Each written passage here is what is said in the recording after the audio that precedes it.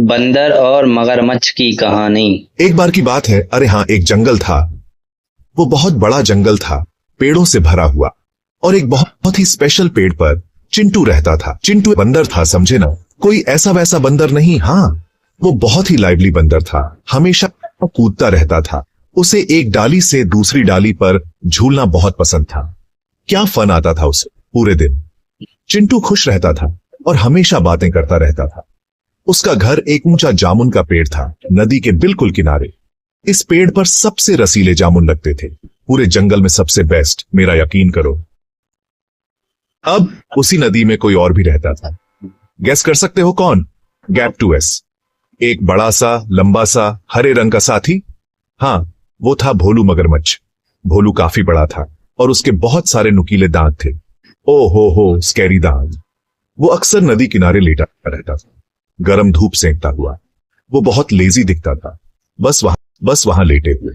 लेकिन मगरमच्छ बहुत चुपचाप, एकदम स्टिल रह सकते हैं। भोलू अपनी छोटी छोटी आंखों से अपने चारों ओर सब कुछ देखता था। वो चिंटू को हर रोज पेड़ पर खेलते हुए देखता था। उसे लगता था कि चिंटू एक टेस्टी स्नैक जैसा दिखता है। उफ, क्या मैंने ये जोर से बोल दिया? चिंटू अपने पेड़ पर ऊंचा एक क्लेवर साथी था। उसे पता था कि मगरमच्छ डेंजरस हो सकते हैं। अरे हाँ, इसलिए वो हमेशा बहुत केयरफुल रहता था।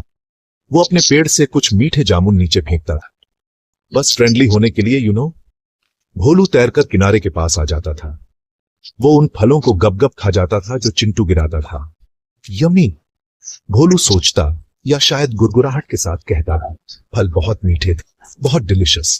भोलू को ये फ्रूटी ट्रीट्स बहुत पसंद आने लगे। धीरे धीरे, बहुत धीरे धीरे चिंटू और भोलू बातें करने लगे। चिंटू अपने पेड़ से आवाज लगाता, हेलो भोलू, आज कैसे हो?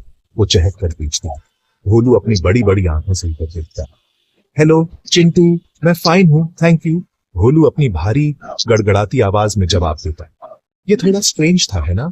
एक बंदर और एक मगरमच्छ बातें कर रहे हैं, लेकिन कहानियों में तो कुछ भी हो सकता है, क्यों? स्पेशली जब मीठे जामुन इन्वॉल्व हो, तो दोनों एक दूसरे को जानने लगे थे, जान पहचान वाले बन रहे थे। दिन पर दिन ये उनका रूटीन बन गया। चिंटू अपने डिलिशियस जामुन शेयर करता। ओह, वो जामुन कितने स्पेशल थे, मीठे और पर्पल रस से भरे हुए। भोलू नदी किनारे बेसब्री से इंतजार करता। उसे वो फल सच में बहुत पसंद थे, किसी भी चीज से ज्यादा। चिंटू भोलू के लिए सबसे बेस्ट वाले चुनता था। वो बड़ा दिल वाला बंदर था वो चिंटू। उसे अपने टेस्टी खजाने शेयर करने में मजा आता था। भोलू हर बार चिंटू को थैंक यू बोलता। ये अब तक के सबसे बेस्ट जामुन है चिंटू, वो कहता। और चिंटू ये सुनकर खुश हो जाता था। ऑफ कोर्स उनकी दोस्ती खिलने लगी जैसे बसंत में कोई फूल। चिंटू अब भोलू से नहीं डरता था और भोलू भी ज्यादा फ्रेंडली लगने लगा था। वो घंटों बातें करते। चिंटू जंगल की कहानियां सुनाता। वो भोलू को दूसरे जानवरों और ऊंचे पेड़ों के बारे में बताता। भोलू नदी की कहानियां सुनाता। वो चिंटू को मछलियों और गहरे पानी के बारे में बताता। उन्होंने एक दूसरे से बहुत कुछ सीखा। ये एक प्रॉपर लेन देन था, जैसे मेरे शो पर जोक्स शेयर करना। गैप्टूएस। कभी कभी भोलू चिंटू को राइड ऑफर करता। आओ चिंटू, वो कहता, चलो मेरी पीठ पर एक छोटी सी राइड पर चले। पहले तो चिंटू थोड़ा झिझका, एक बंदर मगरमच्छ की पीठ पर, यह तो नई बात है। लेकिन भोलू ने प्रॉमिस किया कि वो किनारे के पास ही रहेगा। उसने बहुत जेंटल रहने का पिंटू मान के, बस थोड़े से फन के लिए वो फुदक कर भोलू की चौड़ी पीठ पर चढ़ जाता। भोलू धीरे धीरे बहुत केयरफुली तैरता। चिंटू को ये छोटे छोटे एडवेंचर्स बहुत पसंद थे। उसे लगता था जैसे वो नदी का राजा हो। उन्होंने ऐसे ही कई हैप्पी दिन साथ बिताए।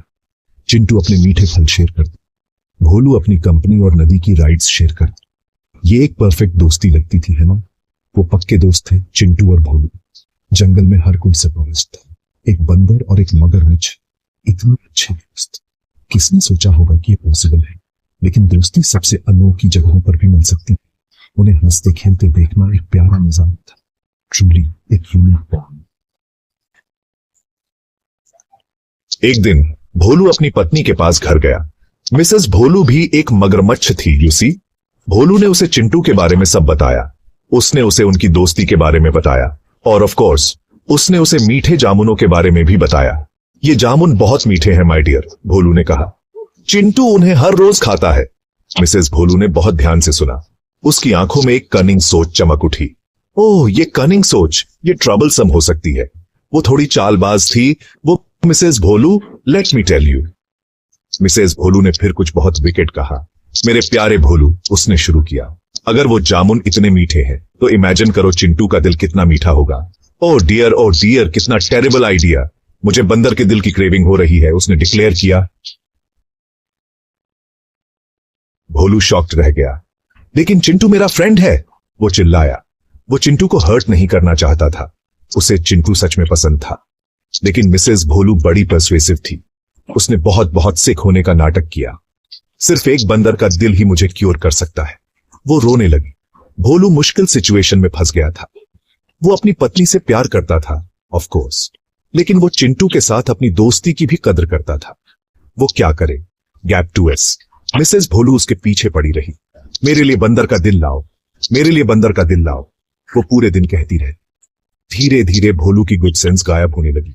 चिंटू के मीठे दिल का ख्याल, जैसा उसकी पत्नी ने बताया था, उसे ललचाने लगा। ग्रीड उसके मन में भरने लगा। यहीं पर दोस्ती का टेस्ट होता है, यू नो।